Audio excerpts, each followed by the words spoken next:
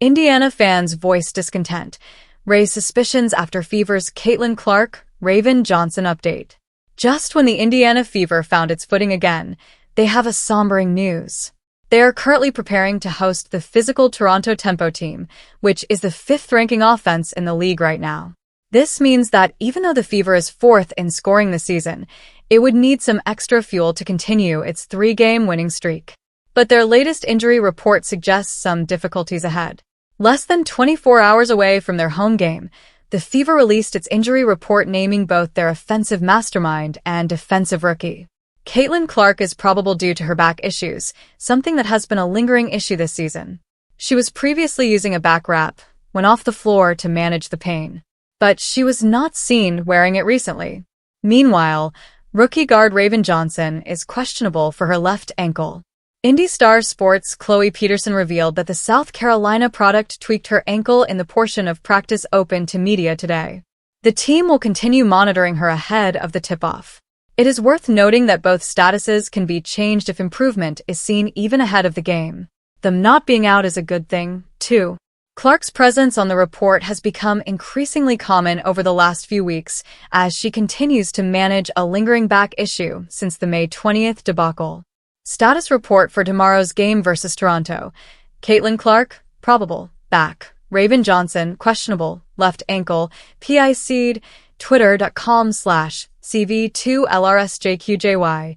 Indiana Fever, @Indiana Fever, June 15th, 2026. Then, the Fever locked horns with the Portland Fire, and despite not appearing on the team's injury report, Caitlin Clark was ruled out with back stiffness less than 2 hours before tip-off. That sudden update blindsided fans and eventually resulted in the Fever receiving a warning from the WNBA regarding their handling of the report. Head coach Stephanie White had already mentioned that her mention on the injury list will continue unless they are 100% confident in her health. The steps are being taken considering the many injuries that plagued the point guard last season. Clark will likely suit up tomorrow. However, if either of the two rides the pine, White might give Tyasha Harris more floor time. While Indiana is readily mentioning the true status of their players now, it hasn't stopped skepticism. So much so that everyone is questioning the team for every decision at this point. Caitlin Clark and Raven Johnson leave Fever fans asking questions. With the report out, many fans started questioning just why and how these players in Indy are getting on the injury list. One fan wrote, "Sad that when I see a new player on the injury report, my first thought is, I wonder what she did to upset management." That's the level of mistrust you guys have sowed with your fans. Can you even see that? While another sarcastically added, "So, why is Raven being suspended? For not attacking Clark?" Now, while one may look at these as extreme comments, they do have some basis. When Clark was ruled out against the Fire, many fans speculated her late scratch had more to do with her fractured relationship with the coaching staff than an actual injury. Even before that incident, some fans had been questioning Clark's relationship with head coach Stephanie White. Whether it was White's comments about wanting the Fever star to play more off the ball or moments where fans felt Caitlin Clark's performances were not getting enough recognition, social media had already spent weeks dissecting every interaction between the two. So when Indiana unexpectedly scratched their guard, a portion of the fanbase immediately jumped to the conclusion that something more was going on behind the scenes. That controversy became so widespread that many are now viewing Johnson's update through the same lens.